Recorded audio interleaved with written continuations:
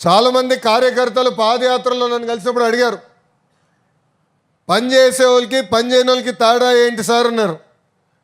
మీరు ఫోటోలు ఎక్కువ దిగితే ప్రాధాన్యత ఇస్తాను, మీరు ఇస్తారు కదా అని అన్నారు. అప్పుడు వాళ్ళు చెప్పా, అందుకే ఒక యాప్ తీసుకొచ్చా.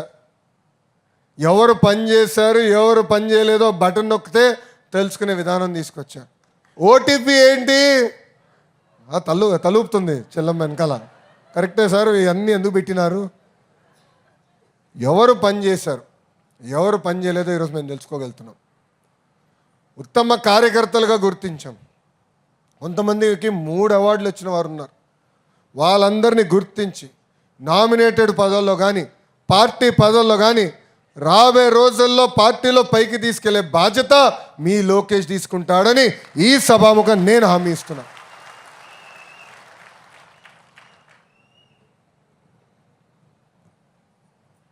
అబద్ధం తీయగా ఉంటుంది, కానీ నిజం కొంచెం చేదుగా ఉంటుంది. నేను నిజం చెప్పేవాడిని, ఉంది ఉన్నట్టుగా చెప్తా. ఇక్కడ కార్యకర్తలు అందరూ తెలుసుకుని ఉంటారు. ఇప్పటికీ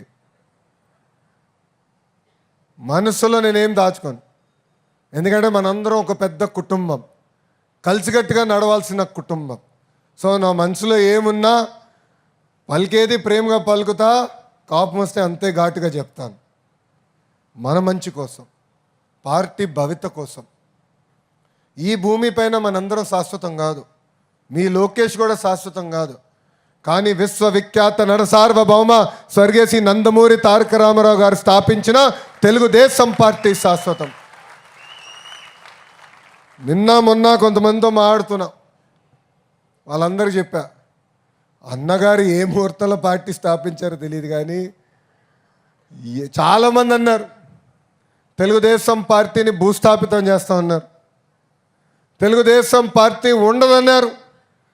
కొంతమంది పార్టీ వీడి వెళ్ళినప్పుడు కూడా పెద్ద పెద్ద మాటలు మాట్లాడారు. కానీ కార్యకర్తలే చూపించారు తెలుగుదేశం పార్టీ అనేది రాబోయే 10 కాదు కదా 100 సంవత్సరాలు ఈ భూమి పైన ఉంటుంది. తెలుగు జాతి ఉన్నంత వరకు తెలుగుదేశం పార్టీ ఉంటాం శాశ్వతం. మనందరం చూసాం, ఒక పద్ధతి ప్రకారం మనం పనిచేసుకుంటూ వెళ్తున్నాం. కానీ రాష్ట్రంలో కూడా ఒక సైకో ఉన్నాడు. ఎంత మంచి సినిమా అయినా ఒక చిన్న విలన్ ఉంటాడు. రాష్ట్రానికి ఒక సైకో ఉన్నాడు. నిన్న మొన్న మాట్లాడుతున్నాడు, అరెస్ట్ చేస్తాడంట. అరే 53 రోజుల్లో నువ్వు మా నాయకుడిని అరెస్ట్ చేసి ఇదే రాజమండ్రి జైల్లో బంధించి ఏం పీకావయ్యా? ఏం పీకావు? నువ్వు అరెస్ట్ చేస్తే మేము భయపడాలా? అరే ఇట్లా నీ ముందర చాలామంది పెద్ద పెద్ద మాటలు మాట్లాడారు.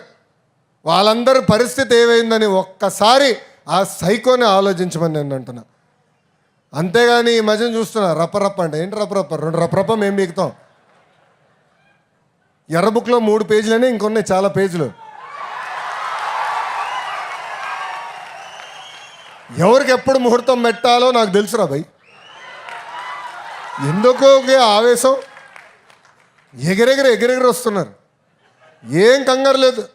చట్టాన్ని కానీ మీరు ఉల్లంఘిస్తే నేను ఎవరిని వదిలిపెట్టాను, ఈ కూటమి ప్రభుత్వం వదిలిపెట్టదు. ఎవరైనా, that is the power of red book. అందుకే నేను రాసుకున్నా, అందుకే నేను పెట్టుకున్నా. నేను ఎవరిని వదిలిపెట్టాను. ఇక్కడున్న కార్యకర్తలందరూ మనం చేయాల్సిన పనులు మనం చేయాలి, అది మనం మర్చిపోకూడదు. లోకేష్కి ఏముంది, బాబు గారు చెప్తే పని అయిపోతుందని. కానీ తెలుగుదేశం పార్టీలో సంస్కరణలు తీసుకొచ్చి నేను పోరాడా. నేను అనేక సార్లు చెప్పా, సైకోతో నేను ఎంత పోరాడానో 3 రెట్లు ఎక్కువ తెలుగుదేశం పార్టీలో నేను పోరాడా. ఒక పార్లమెంట్ పార్టీ వ్యవస్థ తీసుకొచ్చేదానికి పోరాడా. అందరూ పాలిట్ బ్యూరోలో ఉన్న పెద్దవారందరూ అన్నారు, అన్న ఎన్టీఆర్ గారు ఏకంగా జిల్లా పార్టీ అధ్యక్షులు పెట్టారు కదా, ఇది మార్చితే కరెక్ట్ కాదు కదా అన్నారు. నేను కాలం మారింది, రాజకీయంగా అవసరాలు మారినాయి. మారిన కాలానికి మనం కూడా మారాలని కోరా. 2 సంవత్సరాలు పట్టింది నాకు, కానీ వదిలిపెట్టలా. నేను అనుకుంది అన్నీ అవ్వవు. ఈరోజు కూడా బాబు గారితో నేను పోరాడతా. కానీ బాబు గారు ఒక్కసారి నిర్ణయం తీసుకుంటే తల వంచి ఆ నిర్ణయాన్ని అమలు చేసే వ్యక్తి మీ లోకేష్. మీరన్నా నన్ను కన్విన్స్ చేయాలా, నేనన్నా మిమ్మల్ని కన్విన్స్ చేయాలా. రెండిట్లో ఏదో అవ్వాలి తప్ప అలుగుతే మటుకు నేను ఎవరిని వదిలిపెట్టానండి. అలుగుతే మన పార్టీ నష్టపోతుంది, మన రాష్ట్రం నష్టపోతుంది. ఇది దయచేసి గుర్తుపెట్టుకోవాలని కార్యకర్తలందరినీ నేను కోరుతున్నా. ఇంకా మన నియోజకవర్గం గురించి ఏం చెప్పాలి చెప్పు.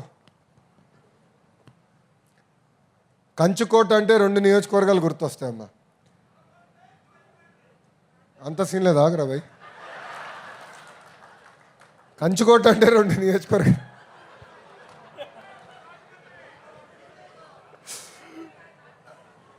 అయ్యా, నాకు మా మామగారు చిచ్చు పెట్టేటట్టున్నావు స్వామి. నేను ఎక్కడున్నాడు ఆ మహానుభావుడు, ఎవడు చెప్పాడు?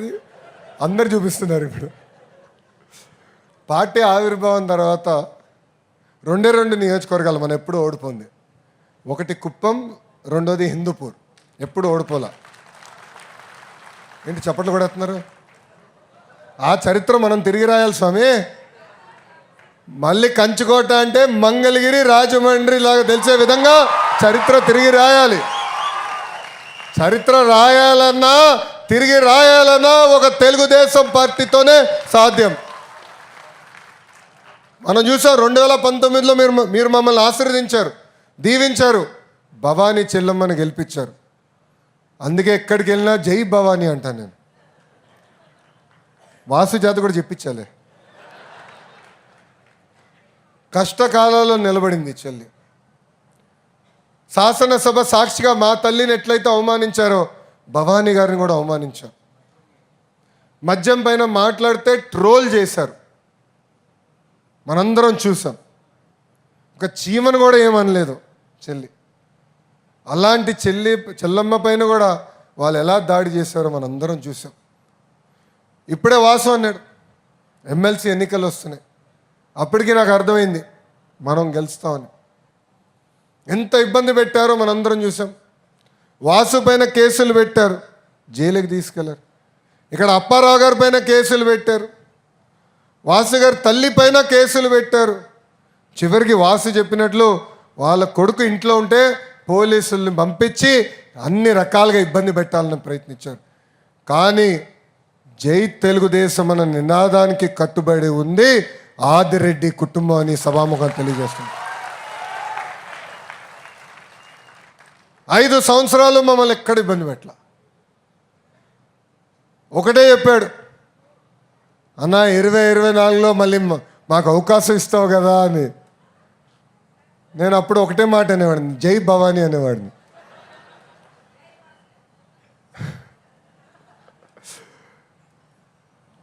అమ్మ, కష్టకాలాల్లో ఎవరు మనతో నిలబడతారనేది మనకు ముఖ్యం. అధికారంలో ఉన్నప్పుడు కప్పలాగా కొంతమంది వస్తారు, అంటే నీళ్ళు ఎక్కడుంటే అక్కడ కప్పలు ఉంటాయి. నేను మర్చిపోను, నేను వదిలిపెట్టాను.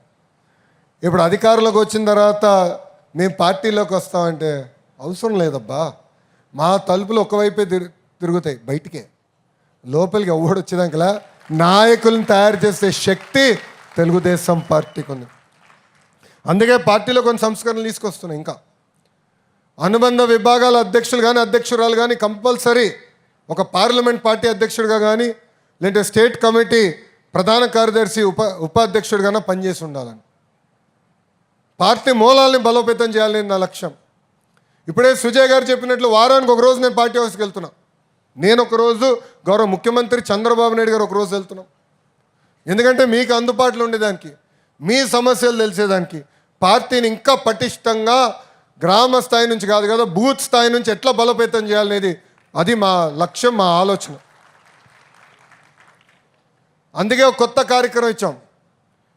కొన్ని బూతులున్నాయి ఎప్పుడు గెలవని బూతులు, అక్కడ కంపల్సరీ మనం ఎవరైతే పదవులు ఇచ్చామో వాళ్ళందరూ తిరగాలి, కూర్చోవాలి, ఒక కార్యక్రమం పెట్టాలి. ఒక్కొక్క బూత్ మనం వర్క్ చేయాలి. ఒక్కొక్క బూత్ గెలిస్తే అన్ని నియోజకవర్గాలు కైవసం చేసినాక అవకాశం ఉంటుంది. కానీ ఇక్కడ ఉన్న కార్యకర్తలందరికీ నేను కొన్ని విషయాలు చెప్పదలుచుకున్నా. మొదటిది, పార్టీ ఇచ్చిన కార్యక్రమాలు తూచా తప్పకుండా మనం అమలు చేద్దాం, కలిసికట్టుగా చేద్దాం. మీరు చేసే కార్యక్రమాలన్నీ మై టీడీపీ ద్వారా అందరు డౌన్లోడ్ చేసుకున్నారా? మై టీడీపీ డౌన్లోడ్ చేసుకున్న వాళ్ళందరూ చేతులు పైకెత్తండి. అబ్బా అందరు చేసుకున్నారు. వీళ్ళు చేయాల, వాసు చేశారు, మిగతాలు చేయాల. మై టీడీపీ ద్వారా మేము టాస్క్ ఇస్తాం. కారణం ఏంటంటే మీరు చేస్తున్నారో లేదో, ఎవరు చేస్తున్నారో ఎట్లా తెలుసుకుంటాం? ఇప్పుడు పెన్షన్ ఇస్తున్నాం, బూత్లో మనం ఉంటాం, వెళ్దాం, మమైక్యం అవుదాం. ఎందుకంటే 4,000 రూపాయలండి, అంటే సంవత్సరానికి సుమారు 48,000 రూపాయలు మనం ఇస్తున్నాం. చాలా పెద్ద అమౌంట్ అది. అది మనం చెప్పుకోవాలి. వికలాంగులకి ఇచ్చినప్పుడు మనం చెప్పుకోవాలి. రేపు తల్లికి వందనం ఉంటుంది, చెప్పుకోవాలి. ఏదో ఇచ్చేసామని కాదు, వెళ్ళాలి, మాట్లాడాలి, మమైక్యం అవ్వాలి. ఇప్పుడు వాసు పెద్ద మాట అన్నాడు ఈరోజు, మంగళగిరితో పోటీ పెడతానని. ఈ సభాముఖంగా ఛాలెంజ్ నేను స్వీకరిస్తున్నాను. సమయం లేదు మిత్రమా, సమయం లేదు. యుద్ధమే, సమరమే, అయిపోయింది నీ పని. ఛాలెంజ్ నేను స్వీకరిస్తున్నా. ఓయ్, ఒకవైపు చూడు, రెండో వైపు చూడాలనుకోదు. ఫ్లూట్ జింక ముందలేదు, సింహం ముందల కాదు. వన్ అండ్ ఓన్లీ జై బాలయ్య.